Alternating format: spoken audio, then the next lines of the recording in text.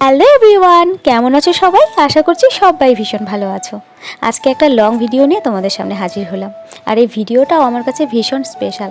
তোমাদের সাথে শেয়ার করার জন্য তো শ্যুট করেইছি, আর একটা বড় কারণ, এই ভিডিওটাকে আমি স্মৃতির পাতায় রেখে দিতে চাই। কেন জানো? কারণ আমি আজকে প্রথম পাপাকে নিয়ে যাচ্ছি আমার বাপের বাড়ি। ওই যে বলে না বাপের ভিটে, হ্যাঁ সেই ভিটেতেই। প্রায় 2 বছর পর যাচ্ছি। আর এই যে রাস্তাটা দেখছো, একসময় এই রাস্তাটা দিয়ে আমি প্রায় নিত্যদিনই যাতায়াত করতাম, আর আজকে 2 বছর পর যাচ্ছি। হ্যাঁ, তোমরা অনেকেই জানো আমি ছোট থেকে মামা বাড়ি থেকে বড় হয়েছি, সেখানেই আমার পড়াশোনা। কিন্তু বিয়ের ঠিক 3 বছর আগে আমি কন্টিনিউ ওই 3টা বছর এখানেই কাটিয়েছি। এখানে আমার ছোট্ট একটা নাচের স্কুল ছিল, আমার মানে নিজের বাড়ি। আমার ঠাকুমা, আমি, আমার মা, বাবা, বোন, আমরা 4 জন ওই বাড়িতে একসাথে থাকতাম। আজকে সেই বাড়িটা খালি পড়ে থাকে। আমি তোমাদের সাথে দুঃখ জিনিসটা, মানে বেদনা জিনিসটা শেয়ার করতে চাই না। সব সময় হাসি খুশি পজিটিভ জিনিসটাই শেয়ার করতে চাই, কিন্তু সবার জীবনে কিন্তু কোনো না কোনো জায়গায় দুঃখ যন্ত্রণা থাকেই। তো এই ভিডিওটাতে আমি সেরকমভাবে তোমাদেরকে বলছি না, কিন্তু কিছু মানে ভিডিওটাতে যখন ভয়েস আমি দিচ্ছি এই কথাগুলো না বললে নয়, সেজন্যই আর কি বলা। তো দেখো, এই যে পৌঁছেই গেছি আমি আমার বাড়িতে, আমাদের গ্রামের বাড়ি। আর দেখলেই ছোট্ট একটা বাজার, এখন অনেকটাই উন্নত হয়ে গেছে জায়গাটা।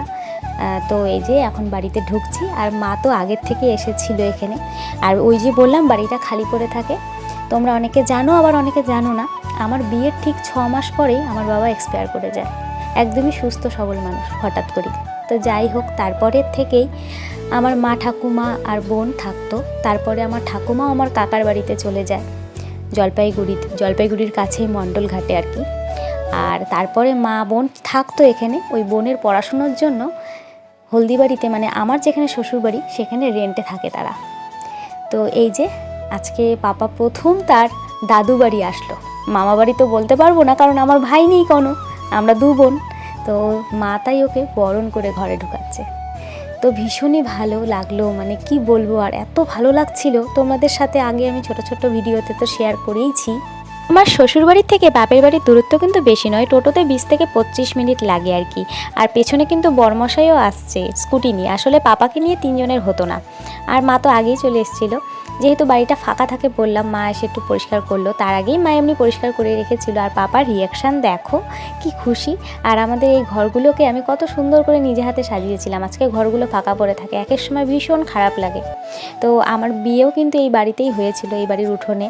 আমার বাবা যতটা পেরেছে ধুমধাম করেই আমার বিয়ে হয়েছিল আর কি। আমাদের লাভ ম্যারেজ, কিন্তু আমরা পরে কিন্তু বাড়ির লোককে জানিয়ে বেশ ভালো করে, মানে ভীষণ মজা করেছে সবাই। এখনও বলে যে হ্যাঁ তোর বিয়েতে অনেক মজা করেছি। এই উঠোনেই কিন্তু পুরোটা হয়েছিল। আর ওই যে দেখছো সুপারি গাছগুলো আর কি, এই জায়গাটা ছিল আমাদের গোয়াল ঘর। আর গোলা ভর্তি ধান, সারা উঠোনে একটা পোয়ালের যে স্তূপ বলে, পোয়ালপঞ্জি বলে আমাদের এখানে আর কি। তো ওই পোয়ালপঞ্জি ছিল ওই পাশটায়, মানে কি বলবো। আর গ্রামের বাড়ি, ভরা একটা বাড়ি আজকে কেমন পড়ে থাকে, মানে এক নিমিষে একটা লোকের অভাবে যে এরকম হয়ে যেতে পারে, সেটা মানে কি বলবো। এক এক সময় ভীষণ খারাপ লাগে। আজকে তোমাদের সাথে কথাগুলো শেয়ার করছি। তো তারপরে দেখতেই পেলে একটু ভিডিও করছিলাম আমি, কারণ সকাল থেকে সেইভাবে সেদিন ফেসবুকে আমি সময়ই দিতে পারিনি। আর ফেবু কাকু তো বুঝবে না আমাদের জীবনের অন্যান্য কাজগুলো, তাই কাজ তো করে যেতেই হবে। আর দেখো পেছনে আমাদের গ্রিলের বারান্দা, আমাদের সামনের বারান্দার করার কথা ছিল, তো পরে তো আর কিছুই হলো না। তো যাই হোক, এই যে দেখো কত সুন্দর ভিউ আমাদের বাড়ির পেছনে। আগে যখন আমি মানে বিয়ের আগে তখন যদি ফেসবুক করতাম, মানে প্রফেশনালি কাজ করতাম, তাহলে কত ভালো হতো না। এরকম গ্রিন মানে ব্যাকগ্রাউন্ডে কত ভিডিও বানাতে পারতাম, সেটাই আর কি দেখালাম তোমাদের। আর এই যে আমার জিমি কিন্তু ভোলেনি আমাদের, দেখলে মানে কি বলবো। আর মানে যা বলে পশুরা হয়তো এরকমই হয়। আমার বরমশাই কথা একটু আদর করে দিচ্ছিল, আর আমার কাছেও বারবার আসতে চাচ্ছিল, যেহেতু পাপাকে আমাকে নিতে হবে। আর দেখো ওর পেছনটা কে যেন গরম জল বা কিছু ফেলে কিভাবে এরকম করে দিয়েছে। সত্যি মানুষের মানে এরকম মানসিকতা, কি বলবো, এগুলো দেখলে ভীষণ খারাপ লাগছিল। তো যাই হোক,